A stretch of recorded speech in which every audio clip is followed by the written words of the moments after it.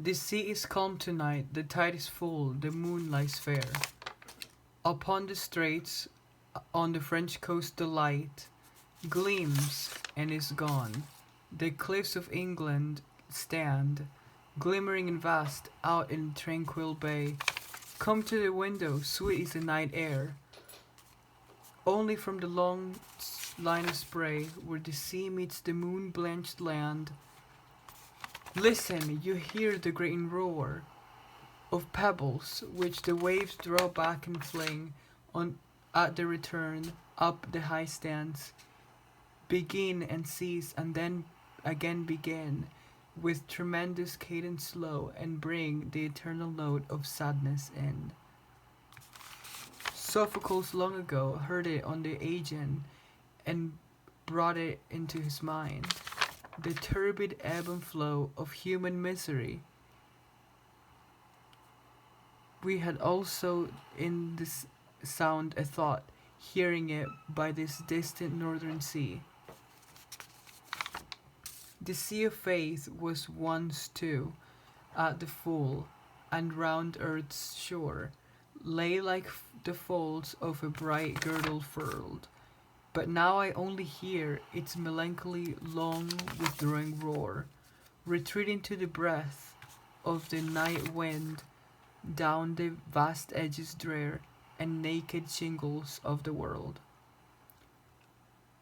Ah, love, let us be true to one another, for the world which seems to lie before us like a land of dreams, so various, so beautiful, so new, hath neither joy, nor love, nor light, nor certitude, nor peace, nor help for pain. And we are here as on a darkling plain, swept with confused alarms of struggle and flight, where ignorant armies clash by night.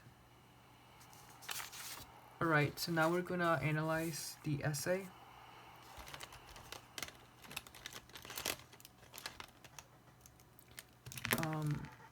So it's the title of this is Dover Beach, which is the setting.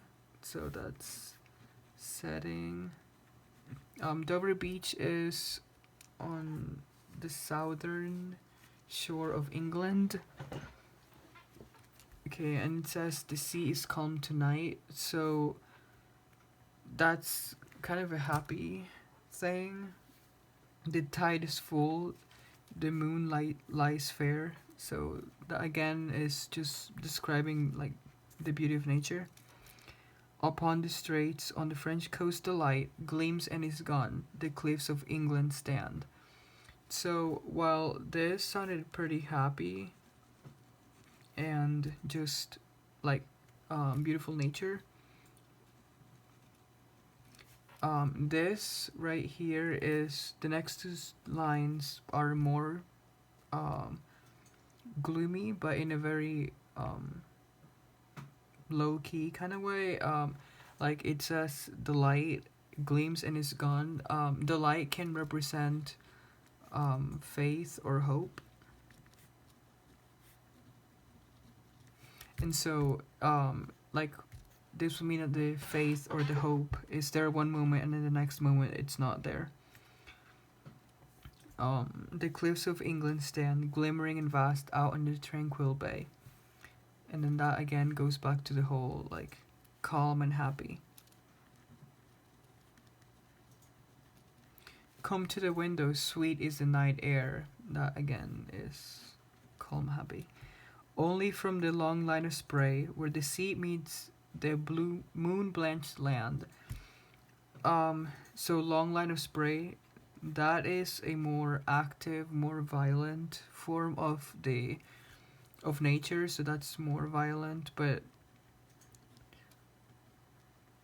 or more there's more movement other than just something that is calm and still.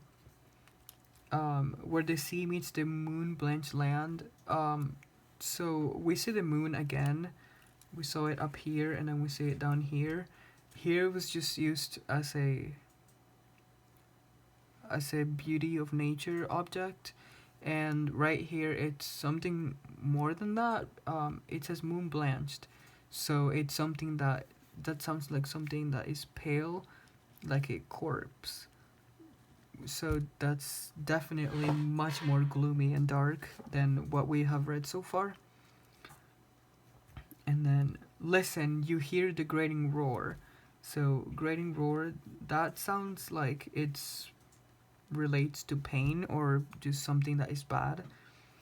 Of the pebbles which the waves draw back and fling. So that's a pretty aggressive action verb. At the return on the high strand, up the high strand, begin and cease and then again. So this is just a cycle that doesn't end, and so it's a cycle with tremendous cadence low and bring the eternal note of sadness in. So by now this is screaming like sad and dark. So this whole stanza has a pretty big shift. It starts out with just nature and oh, like this is so pretty and it's so happy, and then it just goes straight into sadness. So, like, there's a shift in tone from happy to sad. And so in the next stanza, it says Sophocles long ago heard it on the Aegean, and it brought into his mind the turbid ebb and flow of human misery. So Sophocles was an ancient Greek. So this is an allusion to ancient Greece.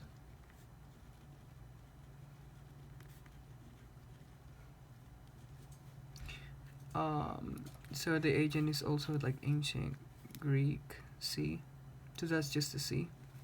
And it brought into his mind a turbid ebb and flow of human misery. So what he's saying is that Sophocles, like, he could gain knowledge by thinking when he was by the ocean. We find also in the sound a thought, hearing it by this distant northern sea. So distant northern sea, that sounds kind of lonely. And again, sad. And then, so human misery is like a really dark thing. And so is turbid ebb. And so basically what this whole stanza means is that Sophocles could learn all of that just by thinking when he was by the ocean, and they can also come to the same conclusion even though it's a different sea and it's a completely different time. So this we is what connects this, which is the past, to this, which is now. Okay. And then with the third stanza, it goes, the sea of faith was once too at the full, and round earth's shore lay like the folds of a bright girdle furled. So this is just imagery. The sea of faith, this is a huge metaphor because now we know that the sea represents faith or maybe life in general. And it's saying that once upon a time the world had a lot of faith and hope, and now it doesn't really have it, because it says, but now I only hear its melancholy long withdrawing roar, retreating to the breath of the night wind down the vast edges drear and naked shingles of the world. So this but is the shift. So it goes from happy past into a kind of bleak present.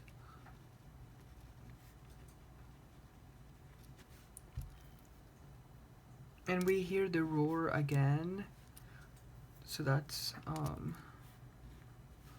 pretty significant. That's like a motif, I guess. Um,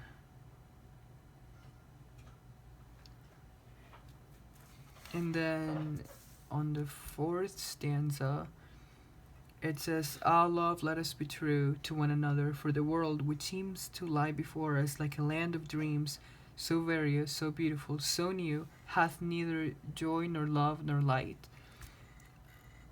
nor certitude nor peace nor help for pain, and we are here as on a darkling plain, swept with confused alarms of struggle and flight, where ignorant armies clash by night." So this addresses the speaker directly because it says, "Let us be true to one another." Um, so there is someone with him, and also, "For the world which seems to lie before us like a land of dreams." So it says, "which seems to lie before us like a land of dreams." So what he's saying is like that in this world, like, it's very difficult to get what you want.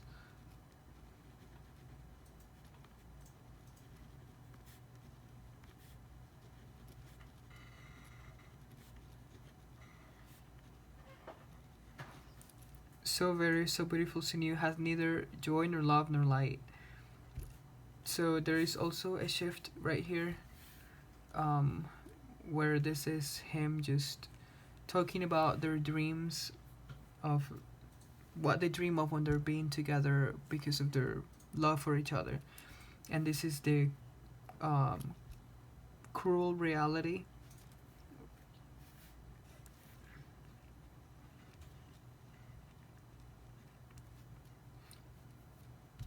And then it goes into, "And we are here as on a darkling plain, swept with confused alarms of struggle and flight, where ignorant armies clash by night."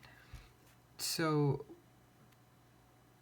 it's saying that the night is, or it points out that it's by night, and we know that this takes place during the night because it talks about the moon, and he calls his lover up to the window, and like he talks about the moon. And so this is possibly relating to the two of them fighting against the cruelty of the world, for their love. So this is like fighting cruelty.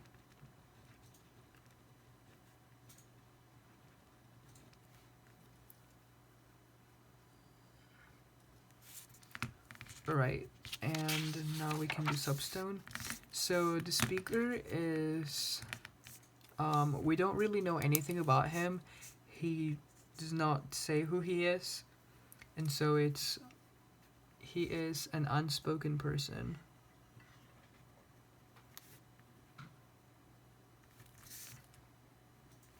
He seems to know a lot about the world.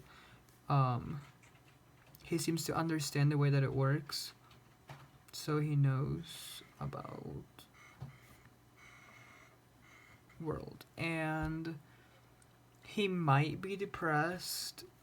He sure acts pretty sad throughout the whole thing.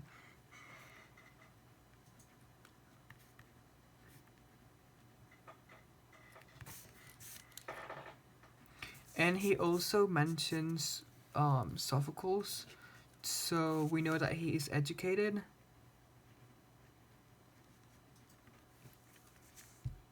Okay, and then for occasion, so he is with a girlfriend or a lover. So he is with girlfriend. So we know that it is during the night, and we know that they are in a room by the ocean, or they're looking at the ocean.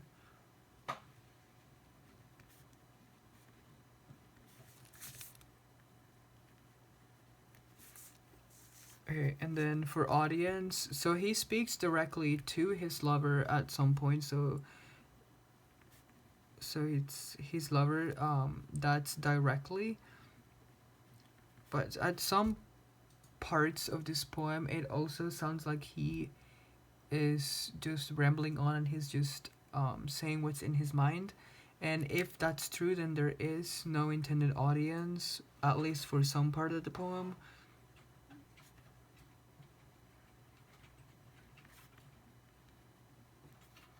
But the audience might also be anyone who is struggling to who's struggling against the world and trying to stay in a relationship.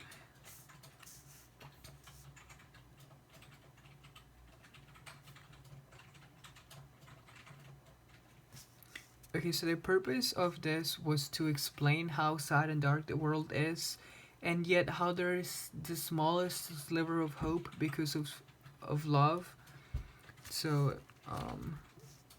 purpose is sadness and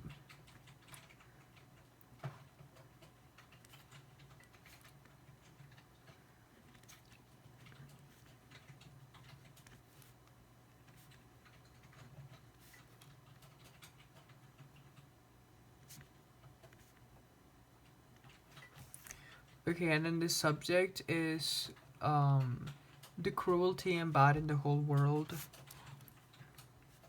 that is shrouded behind the beauty of nature and of the newness and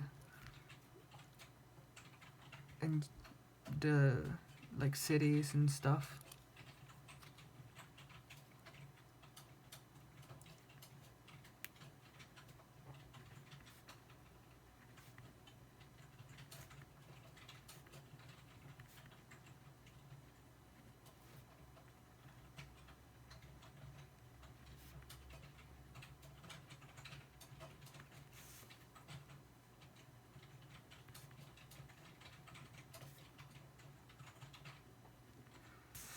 Okay, so for tone, there are a lot of shifts in tone in this poem. I think that generally this poem is kind of sad and melancholic.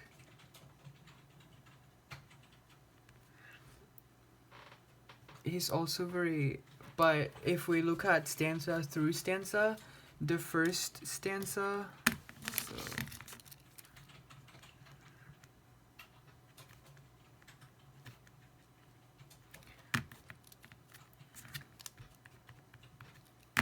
so so the first stanza is it starts out by calm, and then it goes into kind of like thoughtfulness. So it's thoughtful, and then that stanza ends up sad. And then if we look at the second stanza, sorry, that is reflective and sad. And this the third stanza is desperate and dramatic.